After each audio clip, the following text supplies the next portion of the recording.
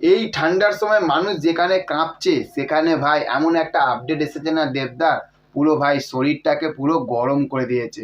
ওই দেখতে পাচ্ছ ভাই পুরো বোতাম খুলে, যেটা আমরা গরমের সময় যেরকমভাবে ভিডিও করি না সেরকমভাবে ভাই ভিডিও হবে আজকে।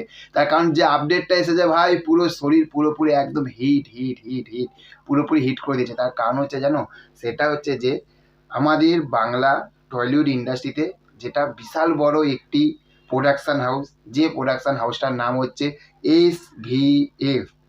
দেবদা সেই SVFকে টাটা বাই বাই, চাল হাট হাট হাট হাট হাট, টাটা বাই বাই করে দিয়েছে।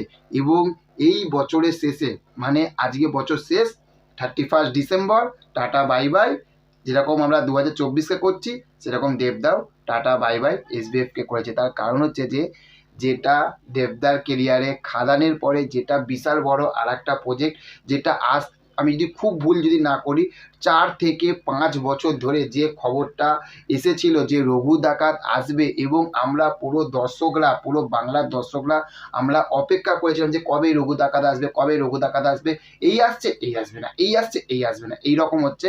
তো সেখান থাকতে SBFকে টাটা বাই বাই করে দিয়ে কে এন্ট্রি নিয়েছে, বাপ, তার নাম হচ্ছে সুরিন্দর ফিল্মস, নিষ্পাল সিং। যা যা বলে দে তোর বাপ এসেছে। শুধু দেবদার ক্ষেত্রে আসে না, এটা সুরিন্দর ফিল্মসের ক্ষেত্রেও কিন্তু আসে। তার কারণ হচ্ছে যে এমন এই প্রোডাকশন হাউসটা SBF এর মধ্যে কিন্তু যে বিশাল বড় প্রোডাকশন হাউস তা না, মোটামুটি SBF এর পরে সেকেন্ড ধাপে কিন্তু সুরিন্দর ফিল্মস রয়েছে। ওই জন্য আজ তারা দেখুন কোনো কমার্শিয়াল সিনেমা বানাতে মানে তারা ভয় পায় না।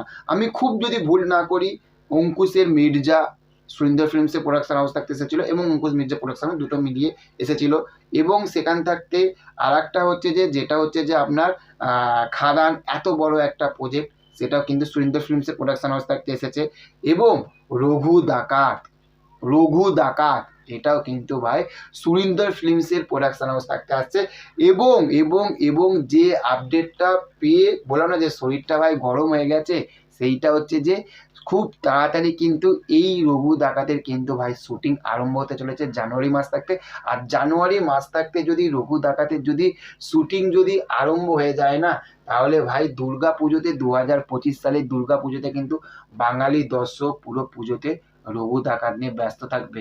তাহলে একটা জিনিস ভেবে দেখো, যেটা হচ্ছে যে পরপর 2-3টে বছর আমরা কিন্তু দেবদা কিন্তু দুর্গাপুজোর যে বিশাল যে বক্স অফিস কালেকশন সেটা আমরা দেখিনি, কিন্তু ভাই রঘু ডাকাত কিন্তু কাঁপাবে, রঘু ডাকাত কাঁপাবে।